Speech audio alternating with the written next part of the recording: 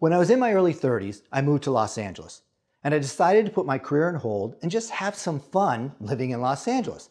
So I did the things you do in Los Angeles. I hung around Sunset Strip, I watched the sunset on the ocean, drove up the coast. I had a really good time.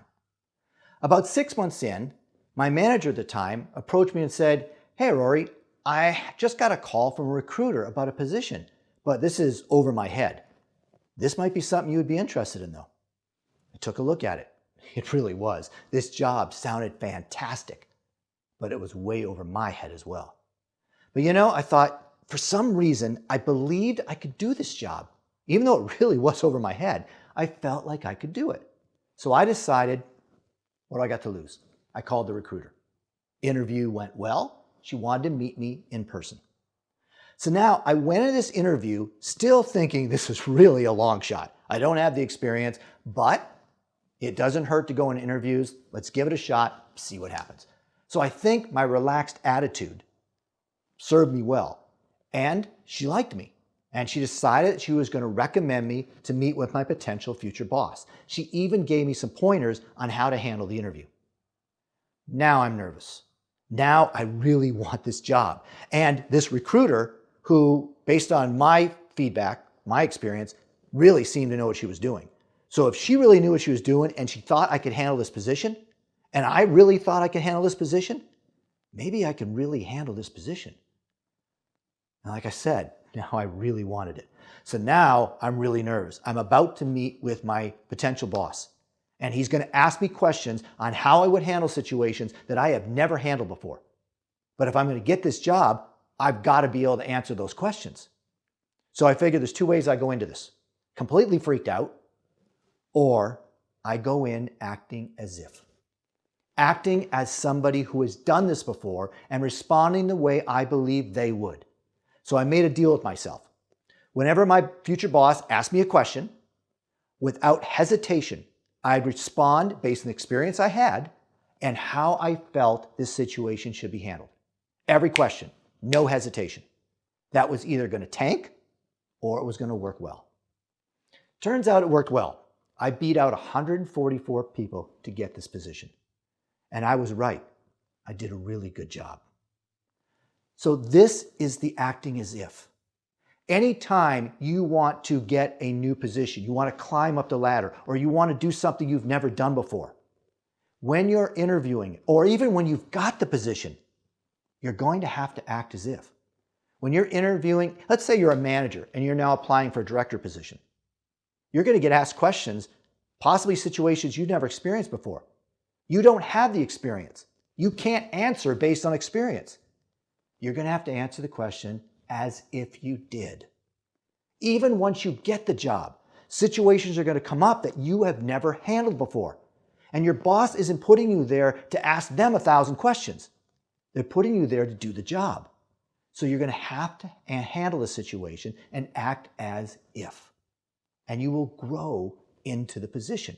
You'll make mistakes, you'll learn from those mistakes, and you'll grow into the position. Let me give you another example.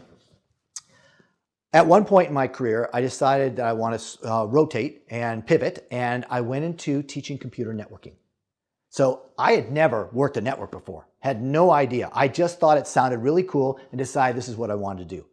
So I ended up passing all the exams, got certified, and was now about to teach a computer networking class. I was going to this class to teach something I had never taught before about a topic that I had never lived. I knew what I knew going through the certification process. I made a pact with myself that my students were not going to know that I had no experience. This would serve no purpose whatsoever. If they believed that I didn't have any experience, that I didn't really know what I was talking about, they wouldn't listen to a thing I had to say, they'd have no confidence in anything I said, and the entire purpose of the class would totally be defeated. They had to believe that I knew what I was talking about. Now, I don't lie to people. So if a situation came up where I didn't know the answer, I had a pat response I developed at that point that I've used for years. And the pat answer was, "That's a really good question. I've never been asked that before. I'm going to get you an answer and I'll have it for you tomorrow morning." And that's exactly what I would do. I would go find out the answer for somebody who knew the answer, And then I'd have one for them tomorrow morning. And the next time somebody asked me that question, I knew the answer. To show you how this works, in this particular position, the instructors would get a bonus if the evaluations the students filled out at the end of the class, and these were usually 3- and 5-day classes, if the evaluation they filled out, your score was above a certain level, and it was a high level. If you were above that level, you would get a bonus. Nobody had ever bonused their first class until me. Now, this isn't saying because I'm so bloody smart. This is because I went into it acting as if it would serve no purpose for me to do it any other way. And you want to know the interesting part was? After doing this for about 1.5 years, 2 years, I would have students ask me, how do you know so much? Because eventually I did. I would get asked tons of questions, a lot of which at the beginning I didn't know the answer to, but I would get the answer. And the next time I would know the answer. And that library just kept building. And even though I had no personal experience in computer networking, the students in my classes did. And they would share their experience with me while asking me this question. And I would learn from osmosis, from their experience, how these things worked real world. And my knowledge and my skill set kept building. But if I'd gone into that first class that I taught, sheepishly, not answering confidently, this would have ended badly. And I'd never gotten myself to the position that I was. You have to go into new situations acting with confidence. You're not going to know the answer to anything. You're not supposed to lie to anybody. Okay? But if you are going to respond, if you have to respond, then you've got to respond in how you feel it's the best way to respond, and you have to do it as if you really know what you're talking about. Otherwise, you're serving no purpose whatsoever.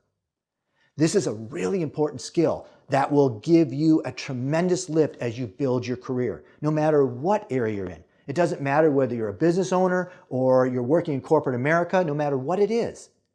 As you grow, as you climb, the next position you're in, you're not going to have any experience in it. And you're going to have to act as if, or you're going to be ineffective.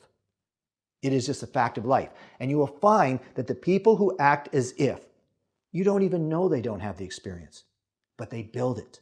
They build the experience, and pretty soon they become somebody who has that experience.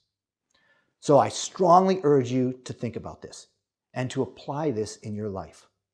Again, it's not about lying to anybody. If you don't know the answer to something, say, I don't know the answer, but I'll get it for you. And get it for them. And that will add to your knowledge base.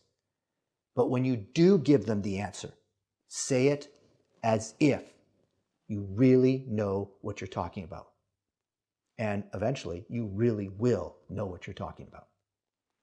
I hope you found that interesting. I hope it's going to be a valuable asset in helping you grow. My name is Rory Peters. I'm a speaker, the author of 2 books, and a peak performance success coach. I work with career women who want to raise their game, who say to themselves, I'm capable of doing so much more than this, but they don't know where to start. If you found this video to be of great value and you'd like to learn more, please go to my website at www.rorypeters.com and download the free PDF on the top of my homepage. It is the tool that I consider to be the absolute #1 strength finder I have in helping me become my absolute best. Thank you for taking the time to watch this video, and I wish you continued success.